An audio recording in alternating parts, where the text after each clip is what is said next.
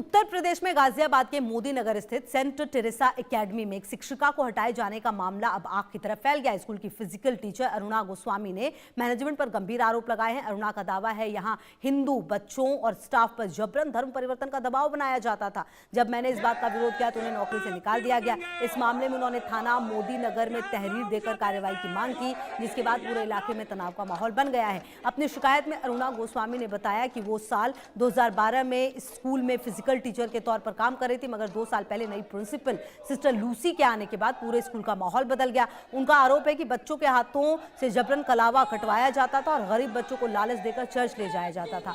वहीं महिला शिक्षिकाओं पर भी छुट्टी के बाद चर्च जाने का दबाव बनाया जाता था और हिंदू त्योहार मनाने पर रोक लगा दी गई थी। तो गंभीर आरोप है ये। मैं सनपुरा गली नंबर 6 सेंट टेरेसा एकेडमी में पिछले 15-16 साल से कार्य कर रही हूँ, किंतु 2 साल पहले एक प्रधानाचार्य आई हैं। उन्होंने स्कूल का माहौल बदल कर रख दिया है। वो सभी टीचरों को, बच्चों को, अभिभावकों को प्रताड़ित करती हैं। स्कूल के कायदे कानून सिखाने के लिए, ईसाई धर्म अपनाने के लिए प्रताड़ित किया जाता है। न मानने पर उन्हें मानसिक तौर पर हैरेस किया जाता है और धर्म परिवर्तित करने के नाम पर आज मुझे स्कूल से बाहर निकालने की धमकी दे के बाहर निकाल दिया। मुझे कहा ये अपने श्री राम के जो निशान तुम्हारे हाथों पर बने हुए हैं इन्हें हटाओ, स्कूल के कायदे कानून से चलना होगा, तुम स्कूल को डिजर्व नहीं करती हो, तुम्हें आज स्कूल से जाना होगा। देखिए, आसाम की धरती से उठी राजनीतिक गूंज ने पूरे देश को संदेश दे दिया है। ये जीत केवल आंकड़ों की बाजीगरी नहीं है, बल्कि उस अस्तित्व की लड़ाई पर मुहर है जिसे बीजेपी ने चुनावी कुरुक्षेत्र का सबसे बड़ा हथियार बनाया। आसाम में भाजपा की लगातार तीसरी बार जीत ने साबित कर दिया कि वहां की जनता के लिए जमीन और पहचान से बड़ा कोई मुद्दा नहीं। हिमंता बिस्वा शर्मा के नेतृत्व में लड़ा गया आसाम का चुनाव पूरी तरह घुसपैठ बना मूल निवासी के इर्द गिर्द रहा। भाजपा ने बहुत ही आक्रामक तरीके से नैरेटिव सेट कर दिया, अगर आज नहीं जागे तो आसाम की संस्कृति और भूगोल दोनों बदल जाएंगे। जिस मियां राजनीति को ढाल बनाकर विपक्ष घेराबंदी कर रहा था, उसी को भाजपा ने अपनी सबसे बड़ी ताकत बना लिया। सीमा पार से होने वाली अवैध घुसपैठ को सिर्फ कानून व्यवस्था का मुद्दा नहीं, बल्कि अस्मिता का जो खतरा मंडरा रहा था, भाजपा ने मतदाताओं के ध्रुवीकरण की ऐसी बिसात बिछाई कि विपक्ष का सुपड़ा साफ हो गया। सवाल है, क्या घुसपैठ सिर्फ मुद्दा था या रणनीतिक मास्टर स्ट्रोक? एक रिपोर्ट। असम में फिर चला बीजेपी का जादू, पहचान की जंग ने दिलाई जीत। घुसपैठ के मुद्दे पर बड़ा प्रहार, जनता ने दिया जीत का आशीर्वाद। असम में घुसपैठ का मुद्दा नया नहीं है, लेकिन इसे चुनावी केंद्र में लाने का तरीका बीजेपी ने बदला। पार्टी ने इसे केवल सीमा सुरक्षा का मामला नहीं रहने दिया, बल्कि इसे सांस्कृतिक और सामाजिक पहचान से जोड़ दिया। गांव-गांव में संदेश दिया गया कि घुसपैठ सिर्फ जनसंख्या का सवाल नहीं, बल्कि संसाधनों, रोजगार और अधिकारों पर भी असर डालता है। इतना ही नहीं, बीजेपी ने इस मुद्दे को भावनात्मक रूप दिया। हमारी जमीन, हमारी पहचान की लाइन धीरे धीरे चुनावी नैरेटिव बन गई। विपक्ष जहां इसे प्रशासनिक चुनौती बताता रहा, वहीं बीजेपी ने इसे अस्तित्व के संकट के रूप में पेश किया। यहीं से शुरू हुई वो रणनीति जिसने चुनावी हवा का रुख मोड़ दिया।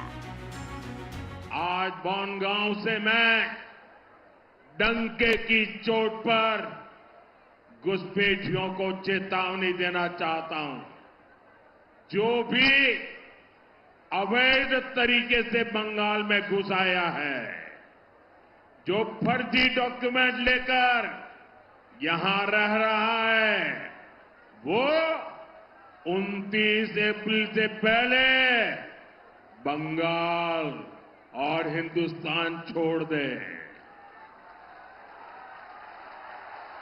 वरना 4 मई के बाद हर घुसपैठियों को खदेड़ा जाएगा। टीएमसी किसी भी घुसपैठियों को बचा नहीं पाएगी। बीजेपी ने अपने चुनाव प्रचार में घुसपैठ को सिर्फ मुद्दा नहीं, बल्कि मिशन बनाया। हर रैली, हर भाषण में बीजेपी नेताओं ने घुसपैठ को लेकर सवाल उठाया कि अगर घुसपैठ नहीं रुकी तो असम की पहचान खतरे में पड़ जाएगी। इतना ही नहीं, घुसपैठ के नैरेटिव को मजबूत करने के लिए स्थानीय भाषा और प्रतीकों का इस्तेमाल किया गया। बीजेपी ने घुसपैठ को राजनीतिक बहस से निकालकर जन भावना का हिस्सा बना दिया। वहीं इस जीत के पीछे निवर्तमान मुख्यमंत्री हिमंता बिस्वा शर्मा की वो छवि भी रही, जिसे उन्होंने हिंदू रक्षक और कट्टर असमिया के रूप में गढ़ा। उनके बेबाक बयानों ने घुसपैठियों के खिलाफ ऐसा चक्रव्यूह तैयार किया कि जिनका तोड़ विपक्ष भी नहीं निकाल पाया। एनआरसी और सीएए लागू करने को लेकर मचे बवाल के बावजूद बीजेपी ने इसे अपनी ताकत बनाया। पार्टी ने बहुत साफ तरीके से साफ किया कि उनका लक्ष्य असम के लोगों को सुरक्षा देना और घुसपैठियों की पहचान करना है। हालांकि तकनीकी तौर पर प्रक्रियाएं जटिल रही, लेकिन राजनीतिक रूप से बीजेपी असम के लोगों को ये समझाने में सफल रही कि वो लोग अवैध लोगों को बाहर निकालने की नीयत रखते हैं।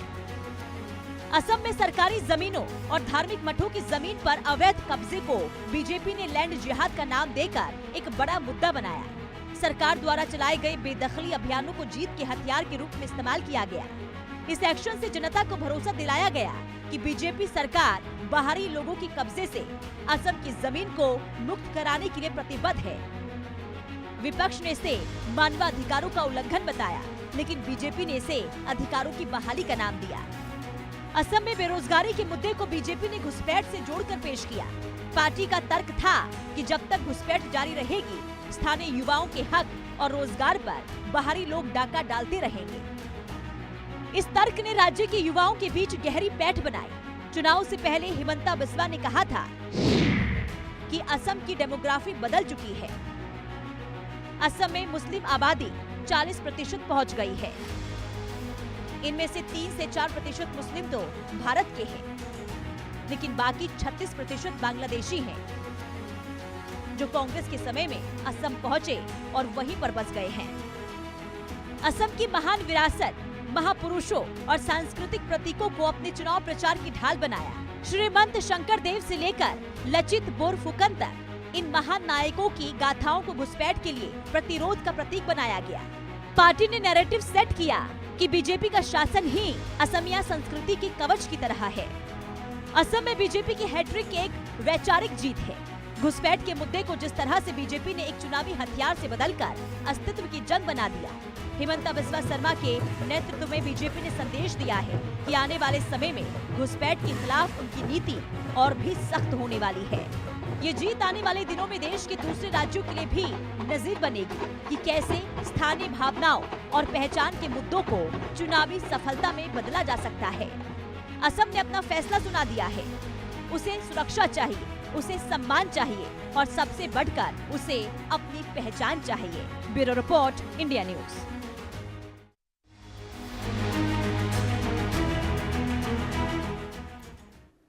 देखिए, आसाम की राजनीति ने इस बार सिर्फ चुनाव नहीं हुआ, एक स्पष्ट संदेश लिखा गया। यह संदेश है पहचान का, दूरवीकरण का और उस राजनीतिक रणनीति का जिसने पूरा खेल पलट दिया।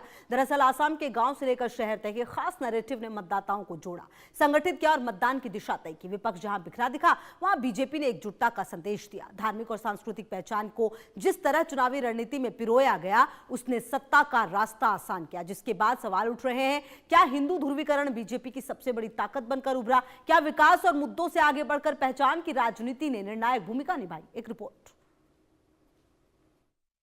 ध्रुवीकरण की धार में बह गया विपक्ष का सारा वोट। असम में खिला कमल, हिंदुत्व के एजेंडे ने किया कमाल। पहचान की जंग में भारी पड़ी बीजेपी की आक्रामक रणनीति। भगवा लहर ने बदला पूर्वोत्तर की सियासत का भूगोल। असम की धरती पर इस बार चुनाव महज सरकार चुनने का जरिया नहीं थे, बल्कि अपनी सांस्कृतिक जड़ों को बचाने की एक बड़ी जद्दोजहद बनकर उभरे। बीजेपी ने बहुत ही चतुराई से असम के मूल निवासियों के भीतर छिपे उस डर को आवाज दी जो जनसांख्यिकी बदलाव को लेकर दशकों से उनके मन में था। पार्टी ने विकास के नारों के बीच असमिया और बाहरी के फर्क को इतना गहरा कर दिया कि मतदाता को अपनी पहचान केवल धर्म के आईने में नजर आने लगी। और फिर स्थानीय परंपराओं को ढाल बनाकर बीजेपी ने मैसेज दिया कि उनकी सुरक्षा केवल एक मजबूत हिंदू नेतृत्व ही कर सकता है। इस नैरेटिव ने उन इलाकों में भी सेंध लगाई जहां पहले भाषाई राजनीति का बोलबाला था। हिंदू बहुल क्षेत्रों में बीजेपी का वोट शेयर 65% के पार। ऊपरी असम की 45 सीटों पर भगवा दल का पूर्ण वर्चस्व। पिछली बार के मुकाबले 5% अतिरिक्त हिंदू वोटों का ध्रुवीकरण। असमिया और बंगाली हिंदुओं का बीजेपी को समर्थन। इस बार के असम चुनाव में बदरुद्दीन अजमल और उनकी पार्टी को एक विलेन के तौर पर पेश करना बीजेपी की सबसे सफल रणनीति रही। हेमंत बिस्व शर्मा के भाषणों में बार बार मिया संस्कृति के विस्तार को असमिया संस्कृति के लिए खतरा बताया गया। उनके इस बयान ने राज्य के हिंदू मतदाताओं को एकजुट करने में फेविकॉल जैसा काम किया। वहीं जब विपक्ष ने गठबंधन की राजनीति की तो बीजेपी ने उसे सांप्रदायिक ताकतों के साथ समझौता करार दिया। इस काउंटर अटैक ने मतदाताओं के मन में ये बात बैठा दी कि अगर वो बटे तो सत्ता की चाबी उन हाथों में चली जाएगी जिन्हें वो अपनी पहचान के लिए चुनौती मानते हैं। AIUDF के साथ कांग्रेस का जाना बीजेपी के लिए टर्निंग पॉइंट बना। करीब 20 सीटों पर हिंदू वोटों का एक मुश्त बीजेपी की ओर गया। अजमल के प्रभाव वाले क्षेत्रों में हिंदू वोटिंग 80% रही। धार्मिक आधार पर वोटों का बंटवारा 2021 में ज्यादा स्पष्ट रहा। असम में संत श्रीमंत शंकर देव द्वारा स्थापित सत्रों का सामाजिक और धार्मिक महत्व बहुत ज्यादा है। बीजेपी सरकार ने इन सत्रों की भूमि को अतिक्रमण मुक्त कराने का जो अभियान चला, जिसने सीधे तौर पर हिंदू भावनाओं को छुआ। इतना ही नहीं, चुनाव के दौरान कामाख्या मंदिर से लेकर छोटे छोटे स्थानीय धाम तक की गरिमा बहाली का वादा किया गया। इसे केवल धार्मिक कार्य नहीं बल्कि असम की सभ्यता की रक्षा के तौर पर प्रचारित किया गया। सरकारी मंचों से कहा गया कि सत्रों की जमीन पर अवैध कब्जा करने वालों को बर्दाश्त नहीं किया जाएगा। तो इसका सीधा असर ग्रामीण इलाकों के मतदाताओं पर पड़ा, जो इसे अपनी जमीन और धर्म की रक्षा से जोड़कर देखने लगे। प्रचार के दौरान लैंड जिहाद जैसे शब्दों का इस्तेमाल केवल चुनावी जुमला नहीं था, बल्कि इसने ग्रामीण असम में एक मनोवैज्ञानिक लकीर खींच दी। बीजेपी ने दावा किया कि राज्य की कृषि योग्य भूमि और जंगलों पर एक विशेष समुदाय का कब्जा बढ़ता जा रहा है। सरकार द्वारा लाए गए भूमि सुरक्षा कानूनों को इसी खतरे के जवाब के रूप में पेश किया गया। जब वोटर्स को लगा कि उनकी पैतृक संपत्ति और भविष्य की पीढ़ी की जमीन सुरक्षित नहीं है, तो उन्होंने तमाम आर्थिक मुद्दों को दरकिनार कर उस शक्ति को चुना जो उनकी नजर में कठोर कानून बनाने का दम रखती है। इस पूरे ध्रुवीकरण के मुख्य शिल्पकार हेमंत बिस्व शर्मा रहे। उनके भाषणों की आक्रामकता और सीधे प्रहार ने बीजेपी के पारंपरिक एजेंडे को नया विस्तार दिया। उन्होंने खुद को एक ऐसे रक्षक के रूप में पेश किया जो किसी भी कीमत पर असमिया हितों से समझौता नहीं करेगा। मदरसों को बंद करने का फैसला हो या बहु विवाह पर रोक लगाने की बात, इन कदमों ने हिंदू समाज के अलग अलग वर्गों को एक मंच पर ला खड़ा किया। शर्मा ने बखूबी समझा कि असम में जीत के लिए नरम हिंदुत्व नहीं बल्कि एक स्पष्ट और मुखर स्टैंड की जरूरत है। इस साफ गोई ने युवाओं और महिलाओं के एक बड़े वर्ग को बीजेपी के साथ जोड़ दिया। हेमंत बिस्व शर्मा की रैलियों में रिकॉर्ड 90% हिंदू उपस्थिति रही।